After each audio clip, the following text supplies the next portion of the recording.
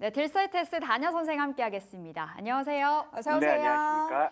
네, 뉴욕 증시부터 보겠습니다. 간밤에 뉴욕 증시는 하락을 하는 흐름 보였는데요. 그간 트럼프 랠리에 달려왔던 그 피로감일까요? 우리 선생님께서 차익 실현 매물 출회를 경계해야 된다 했던 말씀이 기억나는데요. 어떤 시각으로 바라봐야 될까요?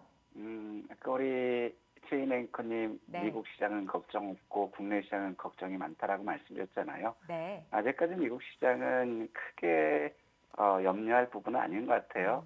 많이 어제 이제 조정을 받았죠. 오늘 새벽 마감했지만 결국 유동성이 아직 빠져나오지 않은 그런 모습이고 결국에 오늘 하락했던 요인은 결국에는 국채금리가 상승했다라는 명분이거든요. 국채금리가 상승했던 명분을 본다면 트럼프 얘기는 강경파들이 지금 대거 기용되고 있는 그런 모습. 그렇기 때문에 관세를 더 올릴 것이다. 이로 인해서 달러가 이제 강세 전환하고 있는 것이 단기적으로 좀 부담이에요. 그런데 이게 결국에는 왜 부담으로 왔냐면 고율의 관세를 부과했을 때 결국 인플레이션 우려가 있는 그러한 부분이고요. 이로 인해서 금리 인하의 속도 조절을 하지 않을까 이런 의견들이 지금 굉장히 많았어요. 그리고 13일 CPI 발표가 있고 14일 PPI 발표 요거에 대한 관망이 같이 연결되면서 차익 실현 매물이 증가되면서 이제 숨고르기 나오는 그런 모습인데 실질적으로 이렇게 현실을 보니까 M7 기업들의 지금 조정은 나왔지만 아직까지 유동성 기반으로 해서 추세가 완전히 깨진 게 아니에요. 그러면서 M7 관련주들이 쉬어가는 시점에서는 여전히 중소형 섹터들의 시세 탄력이 강하게 나오고 있다는 것, 즉 잠시 쉬어가는 상황에서 종목 장세까지 넓어지는 그러한 요인들을 보여줬고, 그다음에 트럼프 당선인이 집권되면서 미국 소비자들의 심리가 지금 소득 가지고 채무를 이행하지 못하면 어떡하니 이런 염려가 5개월 만에 감소했다라는 거예요. 그리고 시장에서는 13일 CPI라든가 14일 PPI 관망에 따른 그런 조정을 염두에 두는 그런 모습이었지만 JP 모건에서는 CPI가 예상을 상회할 것이다. 그래서 월가에서는 경제 성장률에 대한 낙관론이 지속될 그러한 의견들이 있거든요. 그렇기 때문에 지금은 단기적으로 많이 상승한 그러한 시점에서 어느 정도 숨고르기 나온 그러한 모습이지만 제일 중요한 거는 미국 시장 역시 국내는 내일 옵션 만기일이 있고 미국은 금요일 날 옵션 만기가 있거든요. 그래서 이런 CPI 경제 지표라든가 이런 것보다는 금요일의 변동성을 굉장히 조심해야 되지 않을까 이런 말씀 드리고 싶고 오늘 내일까지 미국 시장이 조정을 받는다면 금요일 날 옵션 만기를 염두에 둔 속도 조절일 가능성이 높지 않을까 이렇게 판단됩니다. 네. 네.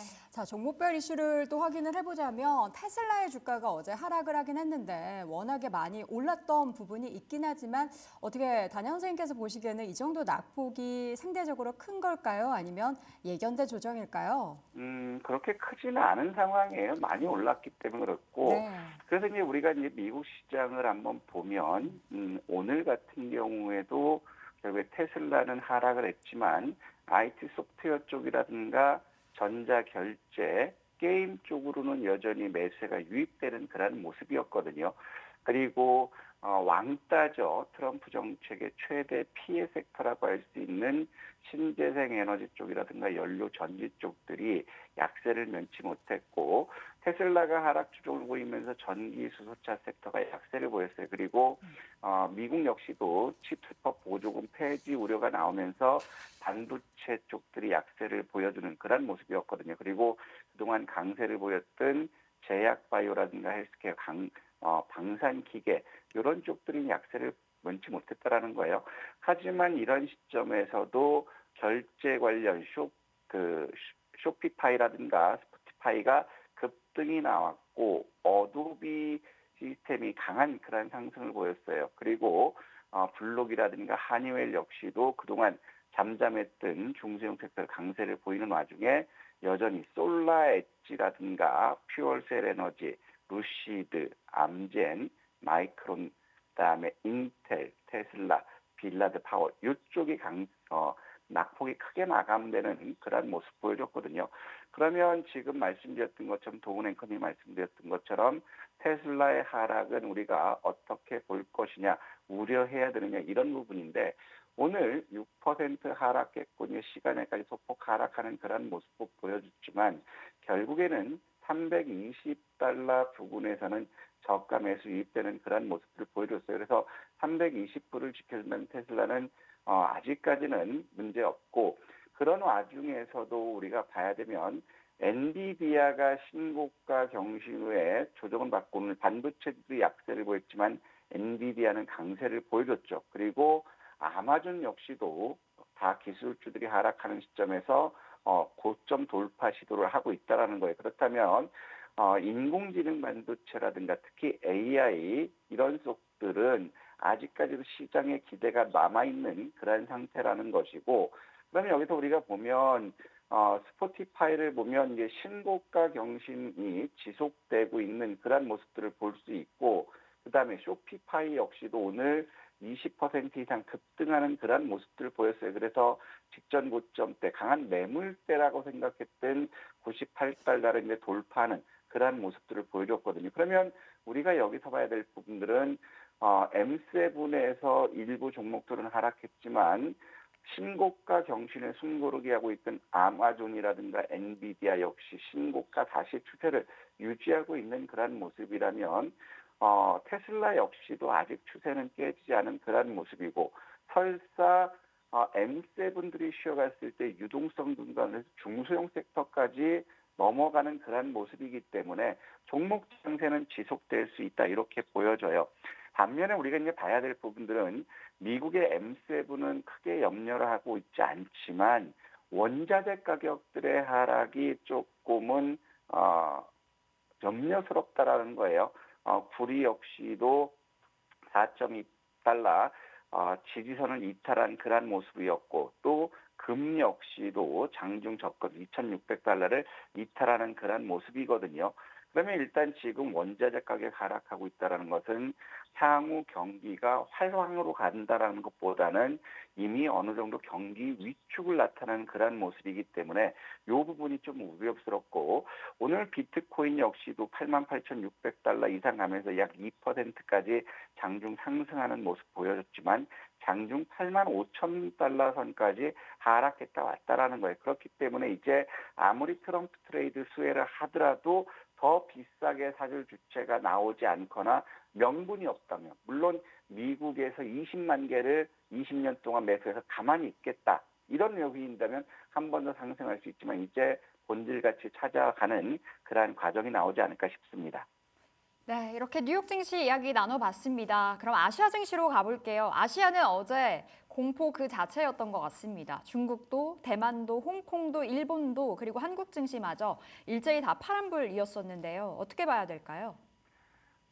미국이나 홍콩이나 중국 증시 파란불은 우리하고 달라요. 그네들은 신고가 부분까지 왔다 밀렸는데 자, 어제 중국 시장이 빠졌던 부분에 일본 시장에 빠졌던 부분은 결국에 일본은 엔화 가지고 움직이는 거. 중국 시장 같은 경우는 트럼프 강경파 등용 이 부분이 시장에서 이제 충격이 됐고 트럼프 2기가 집권되면서 미국 내 상장된 중국 ETF에서 이틀 동안에 8,400억이 나갔다라는 거예요. 그리고 중국 정부는 경기 부양을 지속하겠다. 내년 3월 양회에서 확장을 발행하겠다. 그리고 일선 신도시 취득세율을 3%에서 1%로 추진하겠다. 이렇게 경기 부양의 의지를 발표했지만 은행의 신규 대출이 둔화됐다라는 거예요. 결국에 투자 심리가 위축됐기 때문에 중국 증시는 3대 지수 모두 하락하는 그런 모습 보였지만 아직까지도 박스권을 움직일 수 있는 그런 상황이다. 그래서 아직까지 미국 증시와 함께 중국 증시 같은 경우는 이슈가 남아있는 그런 모습이기 때문에 크게 염려하지는 않아도 되지 않을까 싶습니다. 네. 자, 국내 증시가 가장 염려가 됩니다. 어제도 시장은 각각 코스피가 거의 2%대, 코스닥은 2.5% 하락하면서 우리 단연 선생님께서 말씀하셨던 그 저점을 계속해서 지금 만나려는 그런 움직임이 나타나고 있습니다. 가장 큰 문제는 반도체인가요? 가장 큰 문제는 무대책이라는 거예요.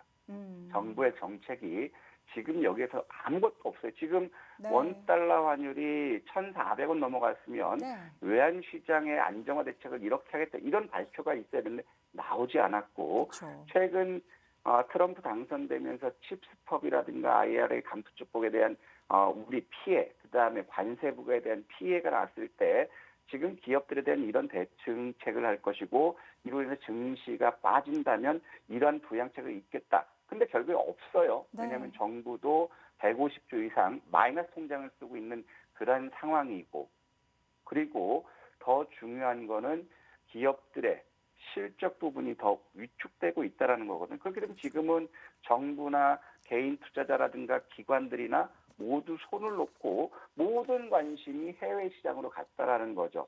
하지만 여기서 보면 이제 수급 부분을 보면 삼성전자와 SK하이닉스 그중에서는 삼성전자가 주가를 하락 요인하는 그런 상황이거든요. 외국인들은 작심하고 이제 삼성전자에 대해서 매도를 급증하고 있다라는 거예요. 그렇다면 지금 2022년 9월부터 현재까지 외국인들의 매수 잔량 삼성전자를 보면 이제 대략 1억 2천만 주 정도 있거든요. 그렇다면 외국인들이 삼성전자를 집중적으로 매도한다면 추가적으로 하락할 수 있는 그런 상황이 될 수 있다. 하지만 어제 하락했던 부분은 결국에 칩스톱 해지 우려로 인해서 반도체와 전력 설비 섹터의 매도가 급증한 그런 국면이고 그다음에 바이오 쪽에서도 선별적인 대응 이런 것들 바이오까지 같이 빠지는 그런 모습이에요. 그렇다면 우리가 봐야 될 부분들은 그동안 계속해서 말씀드렸던 것처럼 2,490에서 2,500 지지선 부축 테스트를 해보자. 용감하시고 현금 있으면 여기서 일단 보초병을 세우자라고 말씀드렸어요.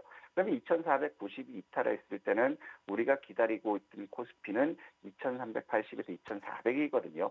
오늘까지 빠진다면 이런 부분들은 내일 옵션 만기를 염두에 둔 포트폴리오 조정 차원에서 외국인들이 매도하는 것이 아닌가 이런 생각이 들고 있고 두 번째로는 선물 시장, 파생 시장에 대한 이런 법 개정, 독과점적인 이런 개정이 없으면 계속 외국인들의 ATM기로 초래할 수 있다는 거예요. 그제도 마찬가지고 어제도 마찬가지로 외국인들 선물 가지고 시장을 크게 흔드는 그런 모습이거든요.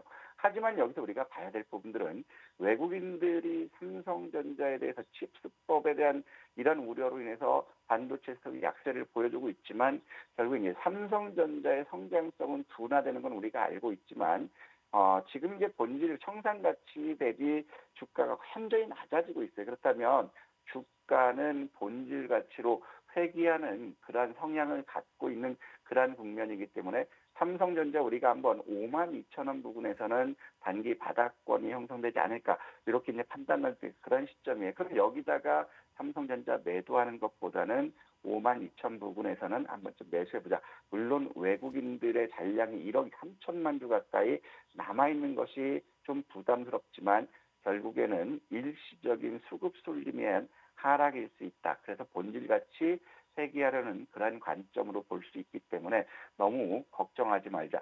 대신에 제일 걱정할 부분들은 외환이에요. 원달러 환율이 어제 같은 경우는 1,407원 80전으로 마감했어요.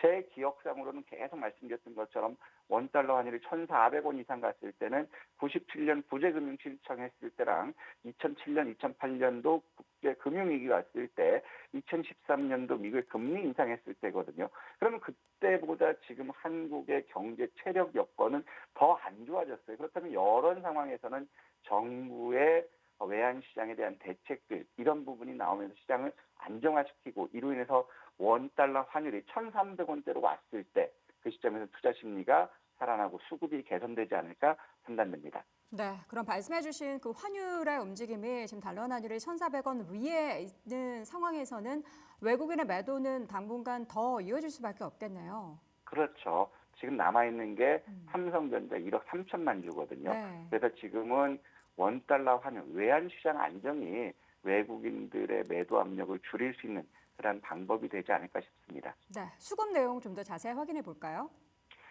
여전히 수급 볼 거 없어요. 네. 지금 11월은 역대 평균적으로 67%의 상승 마감한다고 했는데 그 기대치를 깨고 있거든요. 그러면서 외국인들 현선물 매도를 확대하고 있는 그런 모습인데 그나마 좋은 거는 코스닥에서는 순매수 기조를 유지하고 있다라는 거고 또 어제 같은 경우도 외국인 선물 장중 4,800억 가까이 매도했다가 장 막판에 또 선물 소폭 매수하는 그런 모습이거든요. 선물 가지고 지수 흔들리는 그런 모습들 내일 옵션 만기이기 때문에 여기까지는 변동성이 있을 수 있고요. 그다음에 예탁금으로는 자금이 공모청약 우리 더본 공모청약 자금이 들어온 부분은 굉장히 좋지만 마켓머니 펀드에서 자금 유출이 굉장히 크게 나오고 있다라는 거예요. 지금 이틀 동안에 5조 원 이상 빠져나간 그런 모습 보여줬고 특히 수익증권, 주식형 수익증권 보면 지난 일주일 동안 2조 원 가까이 빠져나갔어요. 이거 어디로 갔을까요? 결국에는 미국 시장, 비트코인 이런 쪽 간 그런 국면이기 때문에 국내 시장은 쳐다보이는 물려서 고생하는 우리 개인들이고 과감한 분들을 정리하고 나간 그런 국면이기 때문에 수급 공백이 더 커질 수 있다. 그래서 변동성은 있을 수 있지만 여기선 이를 악물고 버텨보자 이런 생각이 드네요. 네. 자, 이를 악물고 버티는 와중에도 이슈와 함께 또 상승하거나 움직이는 종목들이 있을 텐데 오늘은 어떤 이슈가 있을까요? 오늘은 이제 제일 큰 거는 미국 우리 시간으로 내일 새벽 오늘 밤 늦은 시간이나 내일 새벽이 될 건데 네. 트럼프와 바이든의 백악관 회동이 있어요. 이게 아무래도 이제 관심이 제일 크겠죠. 그러면 재건이라든가 조선이나 방산이나 우주항공 트럼프 정책 관련된 거를 지금 현 정부에서는 풀어주지 않을까. 그래서 지금 바이든 정부에서는 AI 규제법을 철폐한다라는 것이 나왔어요. 그래서 데이터 센터 구축이 좀 더 용이할 수 있다. 이런 것들이 나왔기 때문에 트럼프 트레이드 관련 정책들에 대해서 한 발 한 발 여유 있게 나오지 않을까. 그러면 관련 섹터를 움직일 수 있겠고 그다음에 페루 에이펙 참여하면서 윤 대통령과 시진핑 정상회의 회담을 추진할 것이다라는 얘기가 나왔거든요. 일단 정상회담이 추진된다면 결국에 한한령 관련주들이 수혜를 볼 수 있지 않을까. 그래서 이걸 봐야 될 거고 그리고 디지털 자산 컨퍼런스가 있어요. 그래서 디지털 자산 관련주들 우리가 이제 움직이지 않을까 봐야 되기 때문에 오늘 우리가 1순위로 본다면 재건 섹터, 재건이나 조선 섹터를 우리가 1순위를 봤으면 좋겠고 그다음에 정상회담 관련해서 엔터와 그다음에 가상화폐, 인공지능 아마존이 좋은 모습이기 때문에 이렇게 우리가 집중해서 봤으면 좋겠습니다. 네. 자, 그러면 오늘 핫 이슈 종목을 꼽아보도록 하겠습니다. 휴니드와 그리드 위즈 먼저 좀 리뷰를 들어볼 텐데요. 10월 30일에 공략했었던 휴니드부터 한번 다시 전략 짜볼까요? 휴니드 같은 경우 어제 강세를 보였던 이유는 이거예요. 러시아 우크라이나 전쟁에서 개전 후 사상 최대 드론 공격이 있었다. 그래서 드론 관련주로 움직이는 그러한 모습인데 일단은 또 다음 주 18일에 그 스타쉽 6차 발사 이슈가 있어요. 그러면 위성 그 항공 관련 섹터들은 다음 주까지는 한번 이어질 수 있거든요. 하지만 시장이 워낙 불안해요. 그래서 휴니드 같은 경우는 우리가 목표가를 10,000원으로 봤는데 이 부분 같은 경우는 일단 반등 시점에서 우리가 매도하고 8,500원 전후에서는 다시 한번 매수 포인트를 잡았으면 좋겠고 그리드 위즈 같은 경우는 ESS라는 건 전력 설비 투자 이런 부분에 대한 기대감으로 해서 우리가 이제 11월 5일 매수 관점으로 접근하자고 했거든요. 그리드는 국내 1위 전력 수요 관리 전문 기업이고 그다음에 미국도 전력 설비를 개정하면서 결국엔 ESS 시장에 대한 투자 확대가 기대될 것이다.